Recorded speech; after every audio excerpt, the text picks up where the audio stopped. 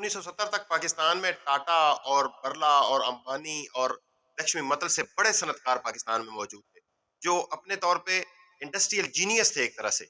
उन्होंने पूरे मुल्क की मईशत को संभाला हुआ था और हमारा मुल्क इंडस्ट्रियलाइजेशन के एतबार से जापान और कोरिया से आगे था। आप गिनना शुरू करें, उनमें सैगल ग्रुप था जिसने टेक्सटाइल की इंडस्ट्री को बहुत अरूज दिया। दाऊद ग्रुप था जिसने हैवी व्हीकल और जरी मशीनरी के काम को और उसकी सनत को अरूज पर पहुंचाया। आपने सुना होगा दाऊद हरकुलिस ट्रैक्टर, तो वो उनकी बहुत बड़ी प्रोडक्ट थी, बैरून मुल्क उसकी बड़ी मांग थी और बड़ी धूम थी। इसके अलावा हारून खानदान, असफानी ग्रुप और हबीब ग्रुप, निशात ग्रुप, ये सारे बड़े बड़े ग्रुप्स थे और ये इंडस्ट्री के अंदर इनका बड़ा एक नाम था और उस एरा को पाकिस्तान के अंदर इंडस्ट्रियलाइजेशन का एरा कहा जाता है।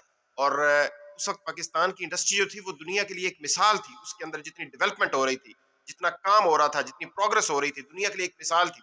और फिर यहाँ पे किरदार आता है जनाब सियासतदानों का, और सियासतदानों में भी उसका जो आज तक जिंदा है और दुनिया से गया नहीं है, यानी भुट्टो साहब। अल्लाह ताला जन्नत नसीब करे, हम तो उनके लिए दुआई करेंगे।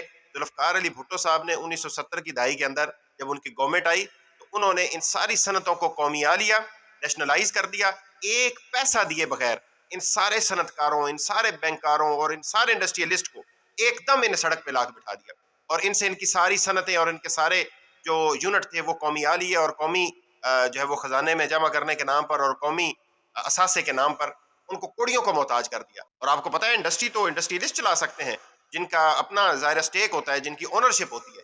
जब वो हुकूमती अमलदारी के अंदर आए तो उनको चलाने वाला कोई नहीं था और वही सनतें जो एक वक्त में बामे अरूज पर थीं और दुनिया के लिए मिसाल थीं, वो कम होती होती होती होती बिलाखिर खत्म हो गई। आज उनका नामो निशान तक नहीं मिलता और नई नस्ल को ये मालूम ही नहीं है कि हमारे यहाँ भी अपने हमारे अंबानी थे, हमारे टाटा थे, हमारे लक्ष्मी मतल थे, हमारे बिरला ग्रुप और इतने बड़े बड़े लोग जिन्होंने मुल्क की मईशत को संभाला हुआ था और दुनिया के लिए वो मिसाल थे।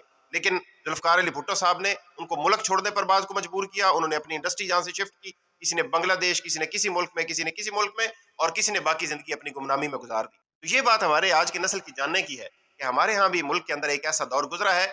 बस ये है कि इन फ्यूडल लॉर्ड्स ने इंडस्ट्री को फैलने नहीं दिया और अपने मफादात के लिए मुल्क का नुकसान किया।